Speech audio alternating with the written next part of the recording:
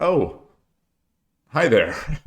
Welcome to Shogi in the West, an English language podcast for active shogi players and shogi learners around the world. In this podcast, we focus on the topics and the people that matter to those of us outside Japan trying to find our way in this game. In this week's episode, as I clutch this cup of tea and try to stay warm, I am hoping to address a relatively common question that I see on the stream, and that is whether or not shogi opening study is a good or a necessary thing for an amateur player.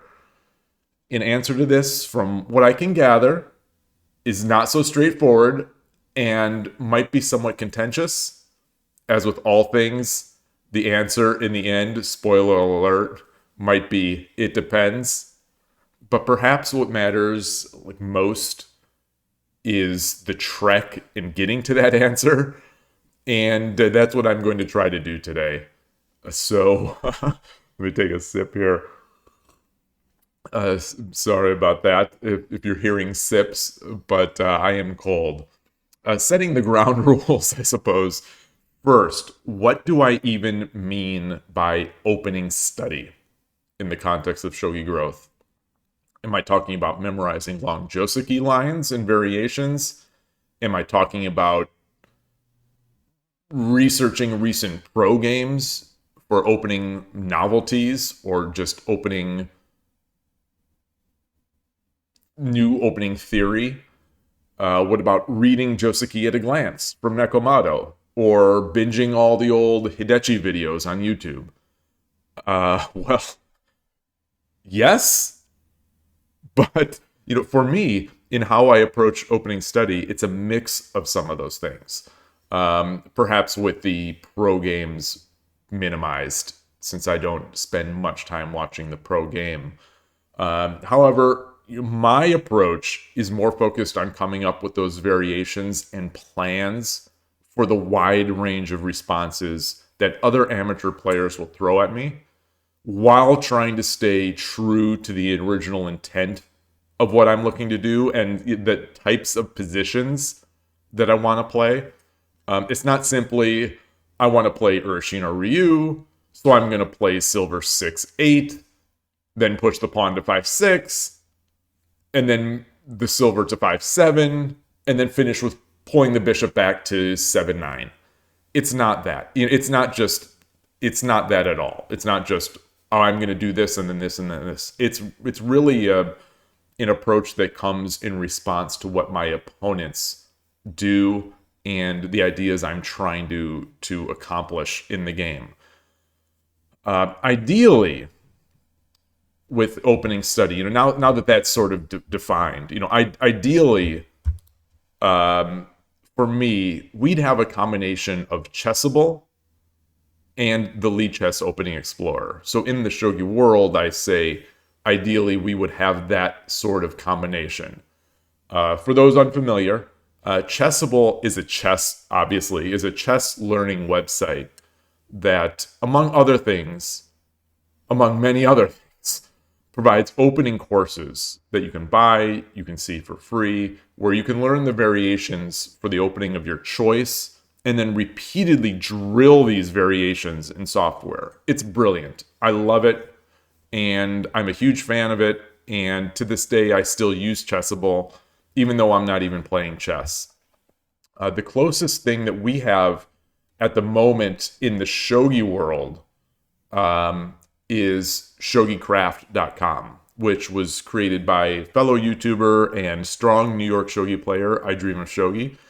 It's in its earliest stages, but and the future is unknown, but I still have hope for it, because I am such a believer in the approach that Chessable takes for learning not only just openings, but other things, but openings especially. And I think that it would be a massive boon for the shogi world to have this.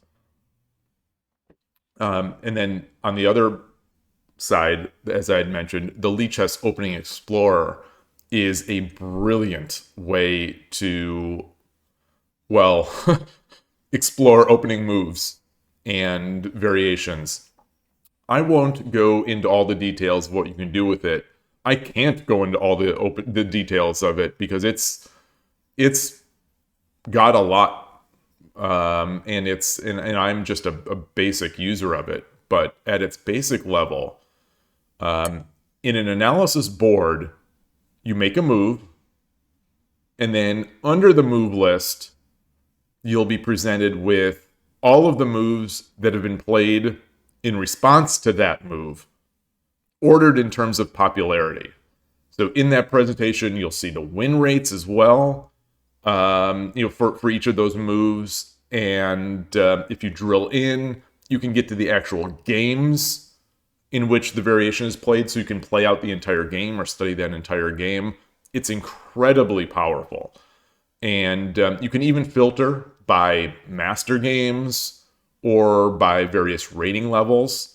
This sort of filter, I think, would be, it's obviously very important in chess, but I think it would be important in shogi as well, since for many of us amateurs, pro games aren't, I'll just say, all that useful, since our opponents play a wider range of responses than the pros would play. This way you get a sense of how others are playing and what you can do to deal with them. We don't really have something like this so polished and deep in the shogi world that I'm aware of. The closest resource to this that I can think of is Shogi Club 24's analysis page, which similarly will allow you to drill into variations to see the next moves that are played. And I think it even lists like percentages of the next moves. It might even say the percentages of win rates and things like that. It's tough to see. Obviously, not obviously, but it's not translated or localized in English. So I'm using auto translation, the Google Translate software on the page to try to make sense of it. So it's tough to see what it can do, but it's certainly limited and not as user friendly as Lichess's Opening Explorer, and it's promising, but its database is relatively small and somewhat dated. I think the last entry that they had put in there is like 2021 or 2022, and it was, quote, only, I'm air quoting, only like 2 million games, I think, which in the end isn't actually that many to see all the possible variations you can get, but it's a lot. It's not as many as Lichess has a massive database. And the other downside, of course, is that, sad face, Shogi Club 24 is going away very soon at the end of this year. It's mid-November as I record this, and at the end of December 2025, Shogi Club 24 is shutting down. So that's really it. I'll say, so like I said, that is the ideal, and we don't have that. So what do I do for my opening study? I try to build my own variation Kifus that I can study and review. So I'm not trying to create Chessable or the Lichess Opening Explorer, but I'm trying to create on my own the raw materials that would go into a Chessable if there was the ability for me to, say, create an Urashima Ryu course on Chessable. I'm creating the Kifus that would do that. If we had an Opening Explorer, these would be the Kifus that would kind of fill that Opening Explorer, where you'd see all these things, all these variations. And so it's basically just for my study and review. But when I was starting out as a Nakabisha player, the first thing I did, or one of the first things I did when trying to do this, is that I headed over to Shogi DB2, and I am just as is always a thing I mention, I will put all these links in the show notes. Any site I mention, I will list them in the show notes. But I headed over to Shogi DB2 to see what the pros were doing. so that I could begin my repertoire with that. I'm thinking, whatever the pros do, I'm going to follow, and I'll get my ideas there. And in doing so, I came across the same kanji name for one of the players, and it turned out to be Satomi Kana, now Fukuma Kana, probably the greatest ladies player to ever live, and will be for the second time taking the JSA Pro exam to become the sort of Kishi, the Open Pro. And wishing her the best, of course. But so I gathered a bunch of her games and turned those into variations files. And I'd also augment that with the games that she was playing at the time, for example, versus Nishiyama. Every game was an event for me, and I would watch those games, and I'd put those into the database, into my quote database of Kifus. So once I had variation files, the idea in building these is that when I review my own games, I would look to see where I diverged from my, air quotes, book, where I diverged from my book, and then I'd restudy that and try to just reinforce my learning there. However, what I found is that most of the times it was my opponents who were diverging first, because there's very little variety in the pro responses, in her games anyway. And I think in general, there's the pros are studying this stuff, getting, the top engine lines. They're doing all sorts of study, so they're not playing some quirky, weird responses. So that's where the engine came in for me. I would blast the Yanura O engine away, at a position until a relatively high depth, and then take a look at the possible responses. Of those responses, I'd pick a candidate that I liked, or a candidate or two that I liked, and I felt was in the spirit of my opening, and then I'd try to understand the sort of ideas behind that move. And if I could understand the move, and so it's good.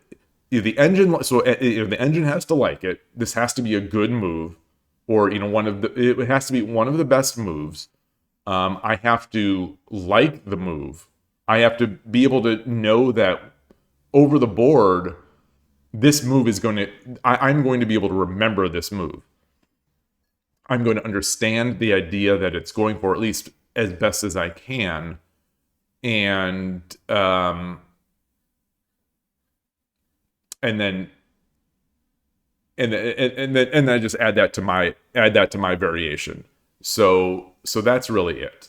Rinse and repeat over many games in study sessions, and now I have variations upon variations of lines I can review for Nakabisha, or Gote opposing rook versus third file rook, or more recently Urashino Ryu. And so I've got these big Kifus, and I review them. I see where I diverge or where I'm forgetting, and I enjoy it. It's fun. But again, one of the keys there is that I'm not just blindly taking the top engine move and just plugging it in and saying, memorize this.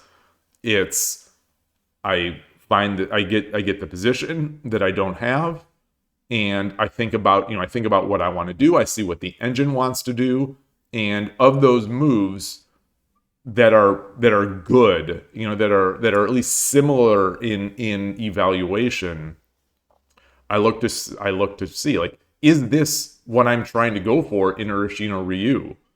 Or is the engine trying to push me into something else? So it's like, is this playing to what I want to do? Do I sort of understand why this is a good move? And am I seeing what it leads to? And then of course, on the side for opening study, I'd also be doing things like reading Joseki at a glance, like I mentioned, or watching other videos for the openings I play. Shogi Ramen TV early on was great for this. He has some Nakabisha videos. He has some other interesting ones.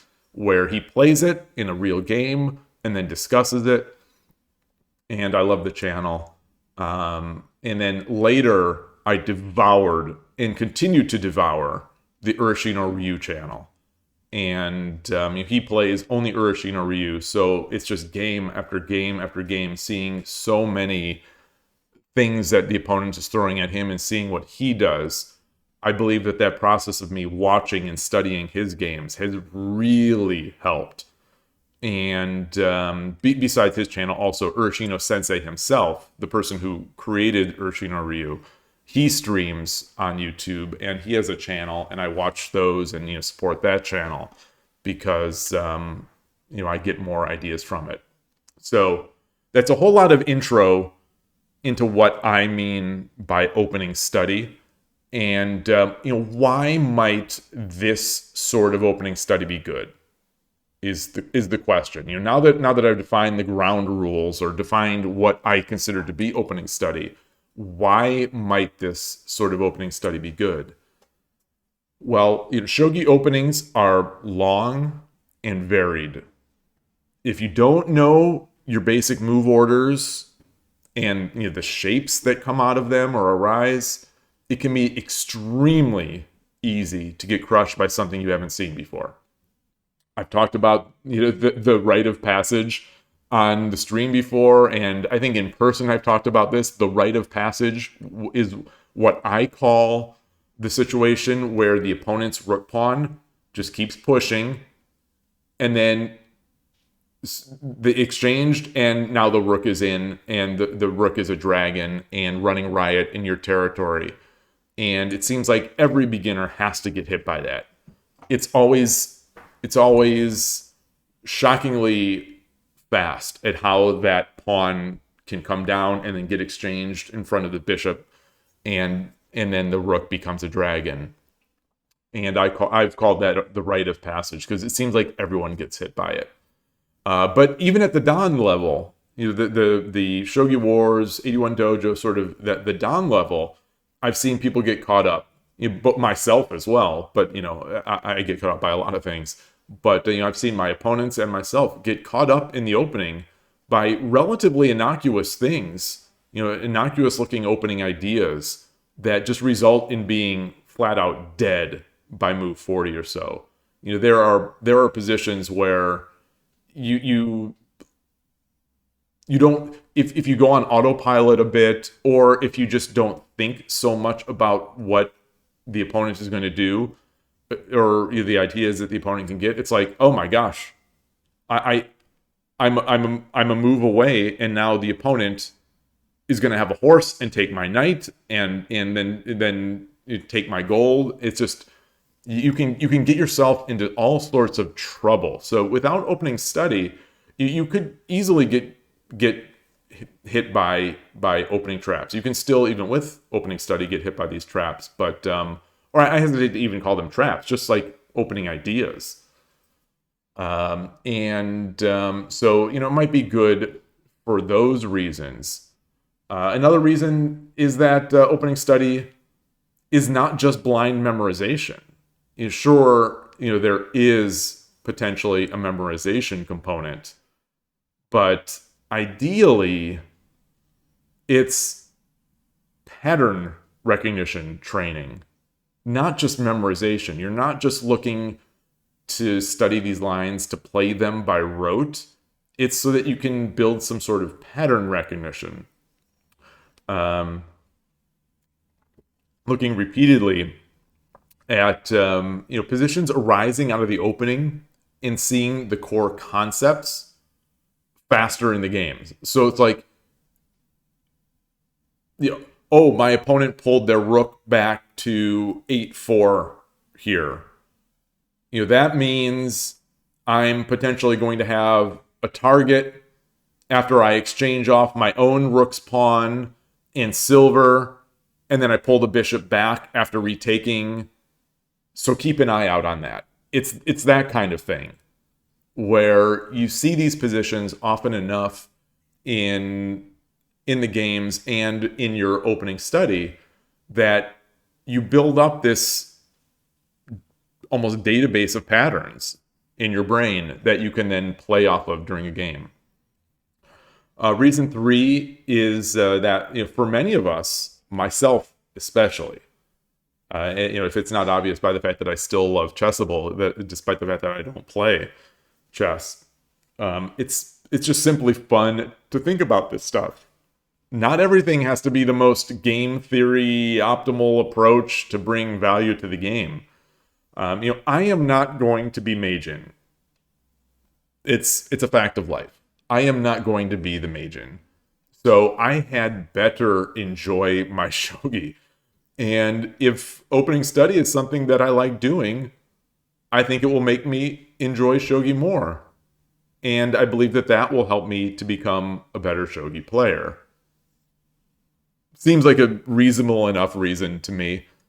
I don't know if there's much really to go into that. Anything that makes it fun, great. It can't be bad. Because this is a game. Shogi is a game. It's supposed to be fun.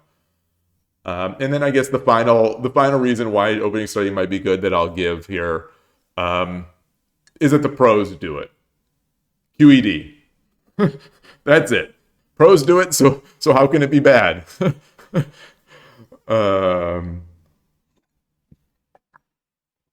Well, maybe not bad. Excuse me. Maybe not bad, but there are definitely reasons, admittedly, why opening study might not be right for you and might not be all that effective. First off, and I'll say this, almost every strong player, I don't know if this is echo chamber sometimes. I know whenever there's a common sentiment out there, many people are very hesitant to give counter sentiments. So you never know with things like this if it's really what people believe or they just say it because everyone else says it. But I'll just say, for almost every strong player, pros, like, the Habu, I've seen quotes from Habu, Watanabe, Carolina, is Shogi Harbor, I believe. And I apologize if I'm misquoting anyone, or misciting anyone. I think she says it, and many of the strongest amateurs on the internet, I won't list the names, but they say the same thing when asked, like, what should amateurs do? Daily Tsume Shogi. End of story. Close the book. That's it. Tsume. It's like universal advice. It's not opening study. It's Tsume. And mating problems for anyone who might be listening to this podcast. I know we have some new people and some who are very new to shogi, but when I say Tsume Shogi, it's essentially checkmate problems. Checkmate problems where every move is a check on the opponent's king. And why do they say this? Why do they say this? Because shogi is an incredibly tactical game, and the end game matters so much and is so difficult and complex. Like, if your calculation and reading is weak, it doesn't matter how great you are out of the opening, because if you don't find the end game idea or you miscalculate a mate, you'll just flat out lose all that equity that you built in the opening, and you'll probably lose the game. Anyone who's watched my streams has seen this play out over and over and over and over and over and over again to an excruciating level. I regularly, I'll say regularly, especially in maybe a few months ago before I had ranked up a little more, but even still now, I regularly blow my opponent out of the water in the opening and get to a virtually, air quotes, unlosable position. And I've stopped using this word as much as I used to, but getting into a position that is in some ways hard to lose.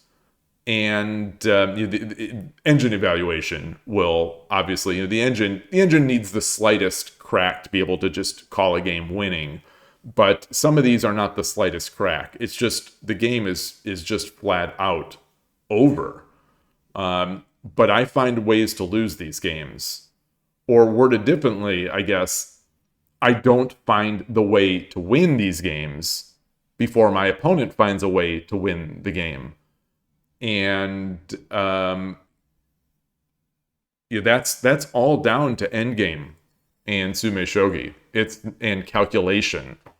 It's not my opening did the job, and I still can easily lose the game. Besides sume shogi, game review is where some major growth occurs in shogi learning. I spoke at length about game review and PGA post-game analysis in the last podcast, so I won't go too deeply here. But in game review, you discover your own recurring mistakes, and you build up that pattern recognition for the ideas that you missed, or often just as important, the ideas that your opponent missed. So often the major pillars of shogi learning will be sume shogi, playing, and game review. It will not include opening study. One other downside to opening study is that you simply can't study yourself out of all the complexity that creative opponents can throw at you. Shogi is just too vast. The board is too large, and quote, air quote, weird moves or gimmick moves. Some in myself might say weird and gimmicky moves. They're still often going to be totally fine, even at the especially at the amateur level. Totally fine, engine wise, totally fine, totally, especially at the amateur level though. So in some ways, it's a doomed task to focus on the opening when there's so much that can happen out of your control, not control, but outside of the sphere of your study. And these are things that perhaps you'll never see again, moves that you'll never see again. It's not quite like Chess 960 or Fisher Random Chess, where you get a position and you may never see that position again, or you may never see these types of ideas again. But in some ways, it is like that. The pieces are very slow, but there's a lot of variability and a lot of flexibility in how people can move in shogi and the orders in which they can make their moves. So, with all those points, I guess, for and against sume shogi or opening study, where do I land on all this? As someone who does a lot of opening study and enjoys it quite a bit. I guess, I spoiled it in the beginning, I think. And I think the answer really is, it depends. So sorry for the big letdown. The it depends answer is always so brutal. But I think in this area, it really does apply. If you're a beginner, all the way up to the low cues, it's probably not going to be so effective to spend a lot of time on openings, especially if you're a learning adult. Your time is limited, you have other things to do, and your choice is between doing that, opening study, and doing sume shogi or playing. It's important to study some things about your openings.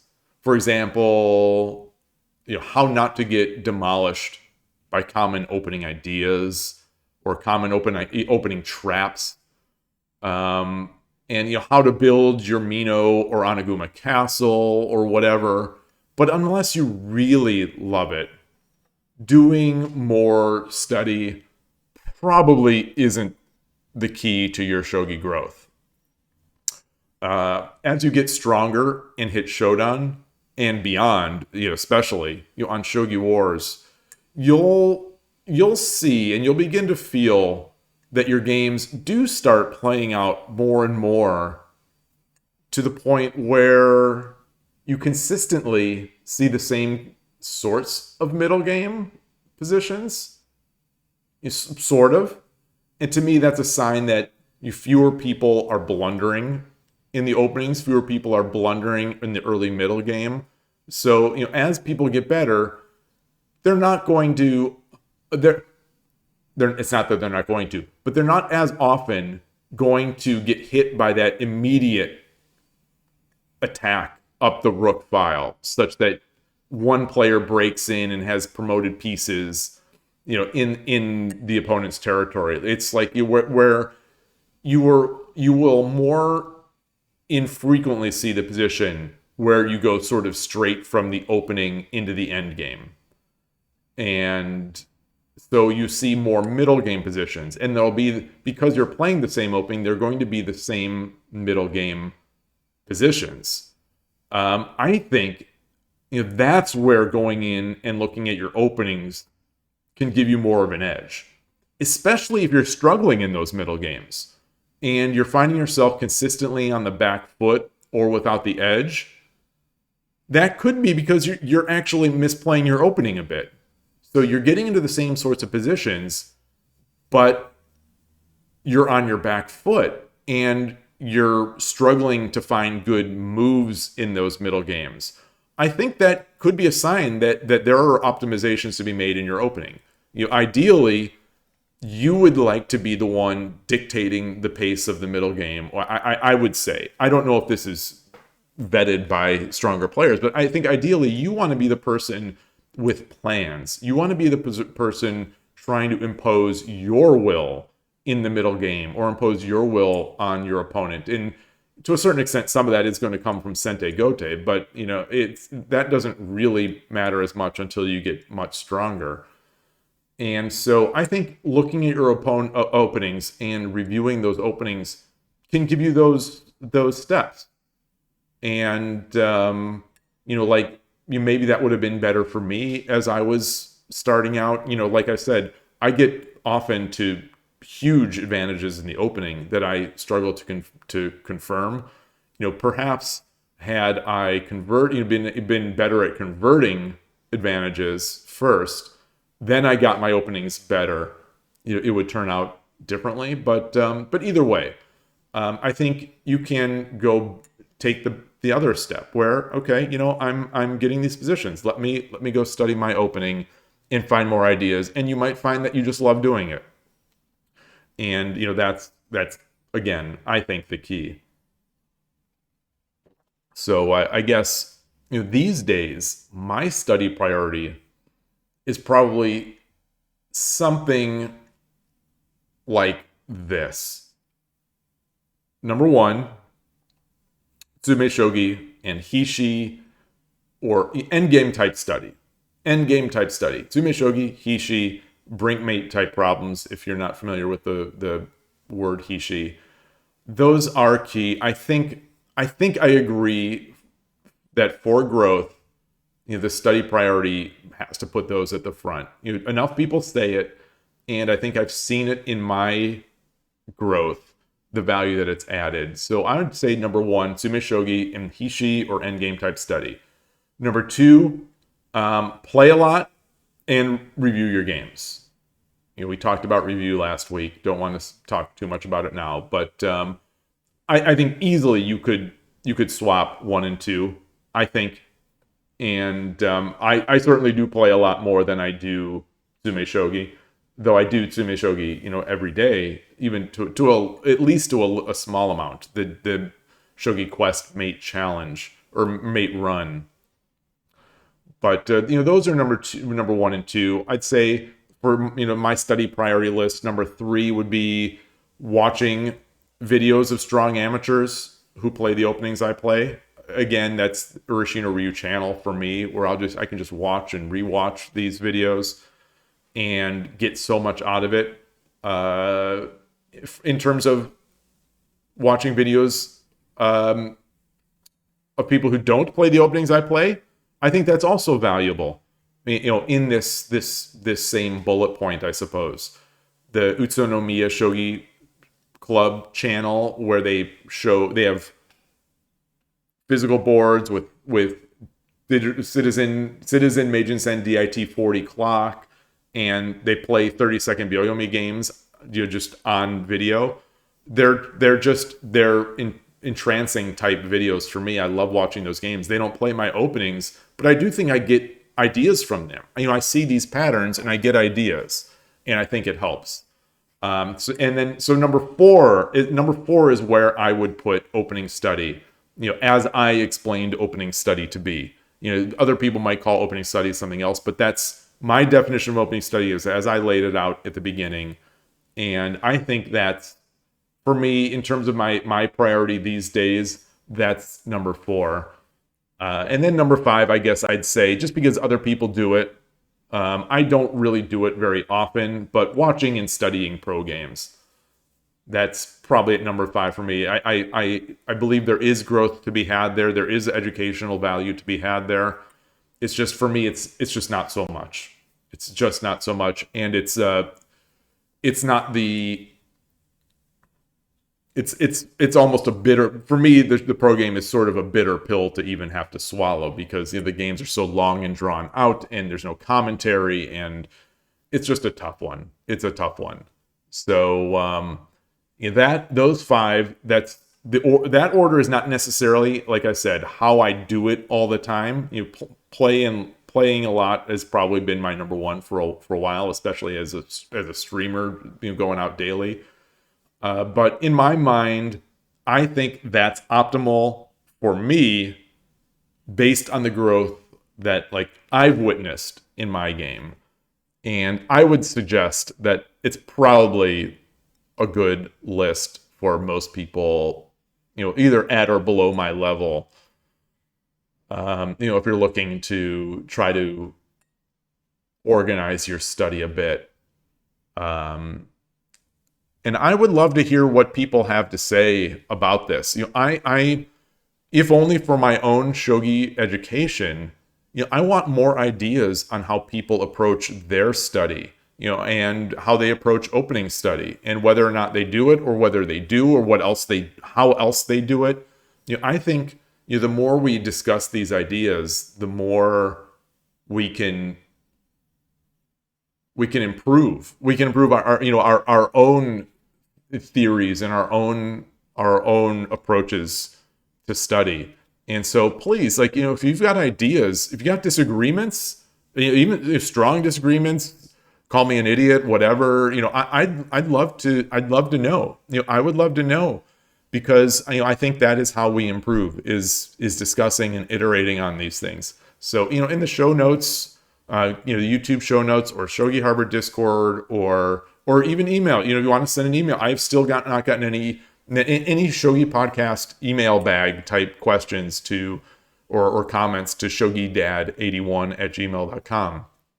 But if you do, let me know, and we can discuss it there, and discuss it on a future podcast. I think this type of topic is not evergreen, but it's something that can be that we can come back to. I think these types of the game review and opening study, you just study approach as a topic. I think we can revisit as we change our ideas. So please do let me know what you think. And now with opening study out of the way, let me just do a time check. Let me do a time check here. With opening study out of the way, I was hoping I've always hoped to have sort of a mailbag type segment on the podcast, where I can go into other mailbag type stuff. We haven't been getting so many comments that are sort of mailbaggy type things, where someone asks a question maybe unrelated to the podcast. But there was such a good comment last week about the game review, that I thought I'd bring it up. And it came from listener Ninworld, an extremely strong player based in Germany, who absolutely demolished me, wrecked me beyond repair in last week's Lee Shogi Yearly Classical Arena. I'm still feeling the scars from this game. I'm speechless from it, so I'm stuttering a bit here. But anyway, ignoring that game, this comment, it's a long one, but here's the first part of what Ninworld says, and I'll read it here. In the past, I used to annotate the entire game, but that is taking a long time. Sometimes even longer than the actual game took. Then I used to look at the positions that were when a huge mistake happened. But in a game with a roller coaster type of graph, this can also take some time. There's also this 3x3 method where just 3 positions are selected, usually the ones with the biggest eval spike, and then asking 3 questions. 1, why did I do this move? 2, why is that move not ideal? 3, why are other moves better than my move? The process is easy at first, remembering the reason of our move, then searching for the problem of that move in the engine line. It's important to always question the engine when a move is hard to understand, then reviewing the engine's suggested moves which were better than our move. Also here, if the top engine move isn't always the best for learning, also here, if the top engine move isn't always the best for learning, then when they are hard to understand.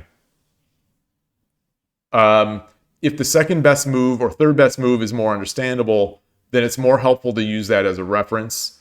The rule of thumb is that it should be a move that is possible to find over the board. It's a fast way to analyze a game and focuses on the most important positions. The downside is that you can miss some other stuff that was inaccurate, or there were even more than 3 positions where a big blunder happened. But for some games, less is sometimes more. In the end, I want to go to the next game and not be stuck in the past game. So that's the first part of Ninworld's message. And I think that this is just an absolutely incredible point. Just absolutely incredible. So I responded on YouTube, but I'll go into some of that here. Is that, I said that I think GM or Grandmaster, the chess Grandmaster, Jesse Cry of Chess Dojo, and possibly Grandmaster Noel Studer, I seem to remember saying, but I recall that both of them, I think, recommend spending more time on the review than the game. It's extreme. It's bold. It's extreme. And I was trying to do it in Shogi for a short while, but eventually, for my important OTB games, I came down to a combination of 3 questions and sort of that 3x3 approach. My questions differ a little bit from Ninworld's. His first was, why did I do this move? And mine is, why did I make this move? His second is, why is that move not ideal? My second usually is like, why didn't I make or consider these other moves? And then, his third was, why are other moves better than my move? And my third is, what should I be thinking about in these positions? So, when my questions during these approach are, why did I make this move? Why didn't I make or consider these other moves? Presumably that the engine showed me or that I saw later. Often I'll see a move later when I'm like, if I'm reviewing a stream, for example, immediately I'll see these moves that I missed during the game. So the question is, why did I make this move? Why didn't I make or consider these other moves? And then what should I be thinking about in these positions? And I think this is this is a great approach. This is really, it's such a great comment. It's such a great comment, and thank you for making it. I'll continue with this message because I think it's really, it's just so insightful. And so Ninworld continues. I would say one negative aspect of reviewing is the possibility of learning a wrong lesson. That can happen by trying to learn with the engine or with the opponent. And this is sort of along the lines of what I was talking about with those PGAs, where people say wrong ideas. One Shogi example, he continues, one Shogi example I remember from one tournament last year was a post-game analysis in a 4th file rook game. One pawn 7-6, pawn 3-4, pawn 6-6. Already here, one guy said that this pawn push to 6-6 is bad because it blocks the bishop. It's a standard way to go for 4th file rook game, where the 4th file rook player wants to avoid the bishop exchange. The fact that the bishop is blocked by the pawn is not a problem in that case. So, like, if you go to enough clubs where there's a variety of players, so this is me speaking now, after that paragraph, you'll definitely see that, where people will make recommendations and they'll give logic for things that is not quite right, but it sounds right. So continuing with what Ninrold says, when a beginner hears advice like this, they will believe it's because the argument in its structure is logical. They'll believe it because its structure is logical. The structure of the argument is logical. Blocking the bishop with a pawn does restrict its, or I'll read the exact words. Blocking the bishop with a pawn restricts its movement, so there are less possibilities. Therefore, it has to be bad. The beginner will think this after hearing that advice in PGA, which will cause some problems in the future. And totally. Like this, I think I might have retold a story during that podcast of something that I had thought that someone had mentioned in one of the very first club games that I played, where it's like, you don't do this because of that. And I took that to heart. And it was like just something that I believed and did in my games until I realized, no, that's not right. It's not right. And, there are reasons why you might do this other thing. And so, there, he goes on Ninrold goes on with another great example from the chess life, prior to shogi, and it's just such a great comment, and so thank you for that comment, and if you want to check it out, check out last week's podcast and see, but it's there's a lot of nuance to the game review and a lot of nuance to how to do it and how not to do it. And I think Ninrold brings up some incredible points. So thank you for that. Thank you to everyone who comments. And not bringing up a comment in the podcast doesn't mean I didn't like the comment, and it's not it's not great. It's just that this seemed to strike so true to the heart of what I wanted to get at, that I thought I had to augment the podcast with this. So thank you for that, as always. And that's going to do it for this week's episode. As always, please do remember to like the video, subscribe to the channel if you haven't, consider subscribing, and I'll be able to keep hopefully doing these types of episodes, these types of podcasts. And if the algorithm sees that people like these things, the idea is that it's going to give it to more people, and the more people we have thinking about shogi and looking at shogi, the more people we'll be able to meet, the more players we'll have, the more opportunities we'll have for events, merch, things like that, all sorts of great stuff that comes along with having a bigger player population.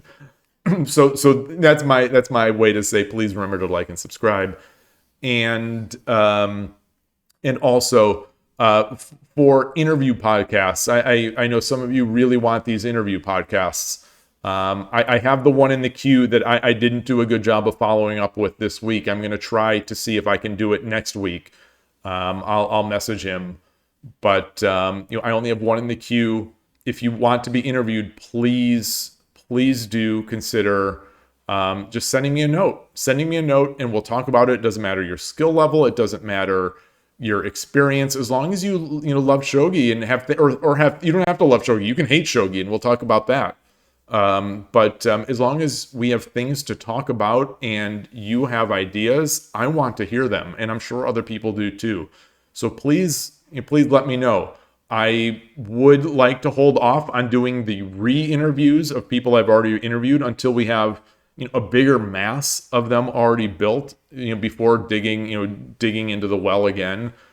But so please, if you're at all interested, please do let me know, and we'll do it, and it'll be fun, and hopefully everyone will enjoy it. So that's it for the week. Have a great week of shogi. Thank you so much for listening. Thank you for your continued support. And have a great day, great remainder of your day, great week. And I will see you next time. Take care. Bye.